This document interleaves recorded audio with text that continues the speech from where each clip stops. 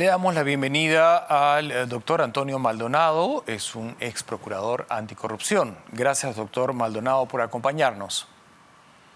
Buenas noches, señor Fernandini. Gracias a usted por la amable invitación.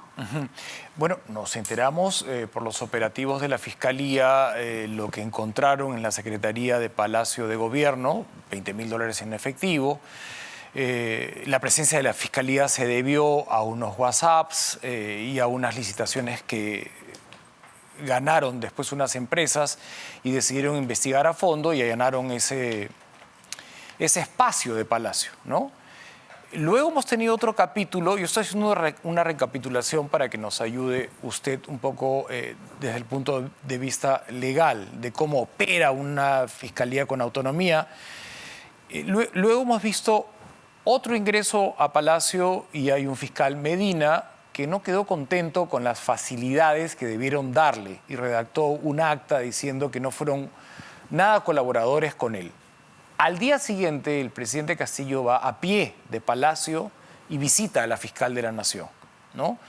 Esto fue bastante vistoso por el cerco que tenía el presidente Castillo, la prensa no se podía acercar. Y ahora estamos finalmente con un comunicado que es importante hacer público porque en relación a la diligencia de exhibición de documentos que realizó hoy, 22 de diciembre, la Fiscalía, la Secretaría de Comunicación Estratégica y Prensa informa lo siguiente. Cumpliendo la disposición del presidente de la República, se han dado todas las facilidades para que los representantes del Ministerio Público continúen con su labor. Entonces, la verdad es que no sé, si un fiscal dice no me has dado facilidades y luego leemos este comunicado diciendo no hay ningún problema, sí me has dado las facilidades, ¿no es el inicio de una investigación un poco que va perdiendo solidez o se debilita la propia Fiscalía con estas idas y venidas? Bueno, es un poco difícil hacer un análisis de lo que usted expone en su pregunta, limitándonos al marco estrictamente legal, porque los hechos tienen un trasfondo político que vamos a tratar de inscribirlos en lo que se refiere la política pública del Estado peruano en materia de integridad y lucha contra la corrupción, para no dejarlo en política a secas. Y por supuesto, vamos a tratar también de hacer una reflexión en la parte legal, propiamente dicha. Los hechos que usted narra, vistos en conjunto, nos demuestran la presunta comisión de graves delitos de corrupción en los que nada menos que el presidente de la República figura, no sabemos en qué sentido, de manera específica todavía, pero figura en los escenarios, está presente en los escenarios. Uno, en el nombramiento de un personaje que sencillamente no cumplió con los requisitos de la meritocracia y al que se le encuentran $20.000. Es irrelevante si estaban en el baño, una gaveta, o no estaban en el baño, sino una oficina continua. Y dos hechos más graves aún, como es el de los referidos a dos licitaciones públicas, a dos procesos de contratación pública, que hoy están bajo cuestionamiento desde una perspectiva jurídico-penal. Entonces, lo que estamos viendo allí, yo creo que es una grave situación que pone en entredicho el compromiso del entonces candidato y la actitud y el liderazgo del actual presidente de la República, y nos lleva a no ser condescendientes con el señor Castillo, sino a ser rigurosos o a intentarlo ser. Y yo creo que a partir de esa lectura conjunta de esos hechos, lo que estamos viendo es simplemente el hundimiento del liderazgo del señor Castillo en el ámbito de la lucha contra la corrupción del Estado. Las consecuencias jurídico-penales dependerán en mucho, como usted bien señala en su pregunta, de la integridad, de la eficiencia de las investigaciones que conduzca el Ministerio Público, sea en la instancia que corresponda. En el caso de la fiscal de la Nación, en el ámbito del despacho del fiscal de la Nación, en lo que corresponde al presidente de la República, o en el ámbito de fiscalías de inferior jerarquía, en el ámbito de otros funcionarios que no gozan del privilegio del antejuicio. Pero en todo caso, yo creo que hay que tratar de ver el escenario en su conjunto, y el escenario en su conjunto yo lo veo muy grave. Yo creo que hay un retroceso, me parece a mí, irreversible, y creo que a ello hay que sumar el fracaso de esta gestión en otros ámbitos. En el ámbito de la reforma del transporte, donde el señor Castillo no ha entendido que la lucha por el imperio del derecho se da, en efecto, si se respeta un semáforo rojo o no. Lo pongo en un sentido metafórico, por supuesto. Porque allí no puede privilegiarse el caos y la anarquía, que es lo que está apostando actualmente el gobierno del señor Castillo. Igual en la reforma educativa. Para no decir ya de la integridad de los cuadros que debieron haber accedido con él para apoyarlo en su gobierno, que dejaron mucho que desear. Unos llegaron ahí por favoritismo, otros llegaron ahí reclamando favores políticos, otros llegaron ahí porque creían que se merecían estar en la historia, en esta película, pero ninguno cumplía los requisitos de la meritocracia. Y en fin, así, pasando una revista, yo creo que hay que inscribir este suceso, del cual usted me invita a comentar, en un marco más general. Yo veo una situación bastante delicada. Uh-huh. Sí, hay una presencia constante de la señora Carelín López, ¿no?, documentada en ingresos a Palacio con fechas, horas exactas, y además en coincidencia de fechas con quien gana la licitación de Petroperú por más de 75 millones de dólares. Y lo anterior fue otra vez la señora Karen Lim con este puente de 232 millones de soles, pero el escenario no fue Palacio, me parece, sino la casa de Breña, y las reuniones eran en la noche.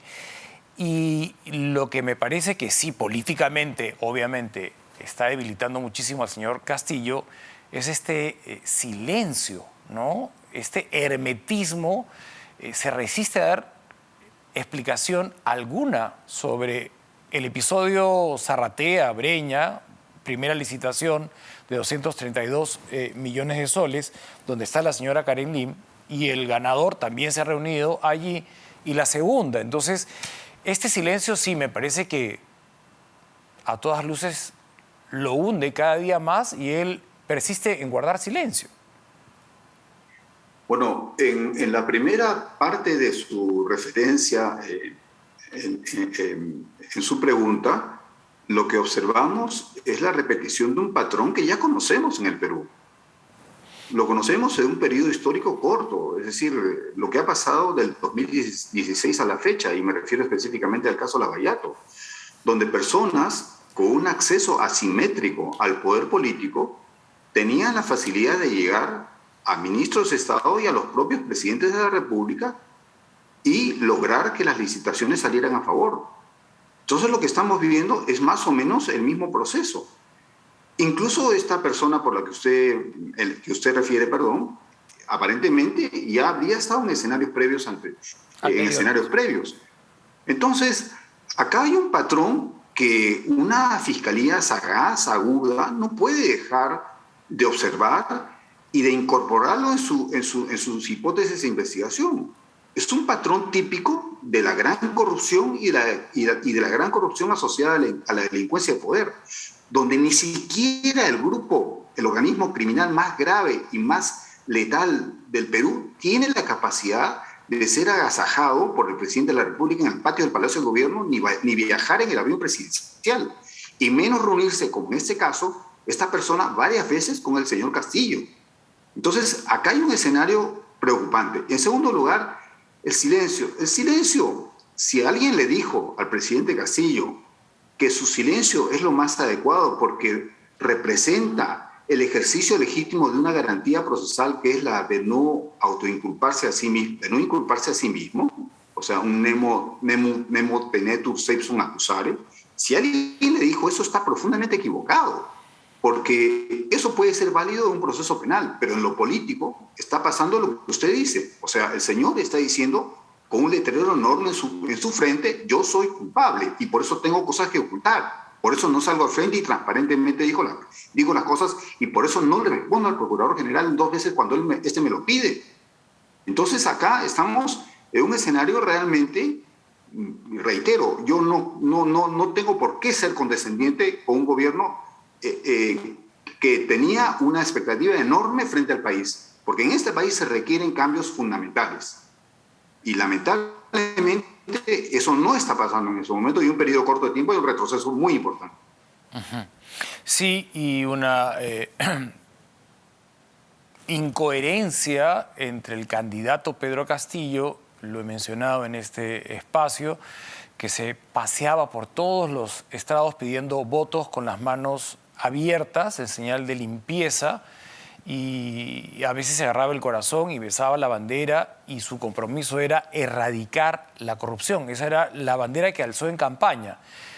Y ahora que tiene la oportunidad de tener un compromiso para erradicar la corrupción o condenar la conducta de sus funcionarios que lo pueden haber traicionado, no lo sabemos, las investigaciones lo determinarán. ¿No se siente un discurso de rechazo hacia indicios de corrupción? ¿O usted los percibe? Bueno, mire, que hay indicios de corrupción, los hay. Digamos que lo menos grave en este escenario es que, démosle un poco el beneficio de la duda, digamos que hubiese intentado realizar algunas acciones para empoderar a los organismos de control, el sistema de justicia, etcétera, en la lucha contra la corrupción, y que por alguna razón hubiese fallado. Acá estamos hablando de otro escenario, mucho más grave. Estamos hablando de un escenario en el cual el señor Castillo aparece como personaje protagonista de hechos que se están investigando.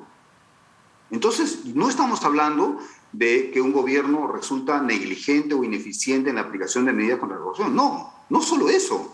Estamos viendo a un presidente siendo el protagonista de hechos lamentables, y que en vez de estar ocupándose de los grandes problemas del país, está hoy en una situación defensiva, tratando de ver cómo enfrenta las acciones del Ministerio Público. De alguna manera usted lo ha descrito en la introducción de este programa, no lo voy a repetir. Pero esto no corresponde a los desafíos del Bicentenario, no corresponde a las necesidades actuales del Perú, y no corresponde a un gobierno que se comprometió a transformar radicalmente las estructuras. Entonces, esto es grave. Sin duda. Yo recuerdo que un 31 de diciembre un ex fiscal de la Nación removió de sus cargos a José Domingo Pérez y a Rafael Vela. No habíamos vivido la pandemia, no teníamos este desgaste de haber enterrado a nuestros seres queridos. Pero ese mismo 31 de diciembre la población salió a la calle y no paró hasta que repusieron en sus cargos a los fiscales para que continúen con sus investigaciones. Yo me imagino que la ciudadanía está alerta, escucha, procesa y es sabia. Y todos sabemos el país en el que queremos vivir. Y la ciudadanía finalmente es la que va a determinar los destinos de este país. Vivimos en democracia y yo creo que hay una vigilancia, ¿no?, celosa de los ciudadanos, que en cualquier momento le va a hacer saber al señor Castillo su desconcierto ante estos actos. Sí, usted ubica muy bien al supervisor supremo de la conducta de los poderes del Estado, porque hemos hablado del señor Castillo y las desilusiones que causa su gobierno, pero no hemos hablado de las que causa el Congreso, y el Congreso tampoco está a la altura de las circunstancias. Se mueve por intereses mezquinos, partidarios, y le interesa poco el Estado de Derecho y la lucha contra la corrupción. Por eso es que sus palabras me parecen muy acertadas. Es la ciudadanía, es el pueblo el que tendrá que tomar posición y decidir si sale a decir algo, a protestar o en fin, o quedarse callado, lo que sea, pero es en última instancia el pueblo, la nación, la sociedad peruana la que debe decidir el destino y ejercer supervisión sobre los poderes del Estado, incluido el Congreso de la República, reitero. Le agradezco profundamente su tiempo, doctor Antonio Maldonado, y sus reflexiones en torno al momento que estamos viviendo. A usted las gracias. Buenas noches. Buenas noches. Tenemos una brevísima pausa antes de ir con el siguiente invitado, que es el presidente del Frente de Defensa de los Intereses de Chumbivilcas. Wilber Fuentes estará en breve con nosotros.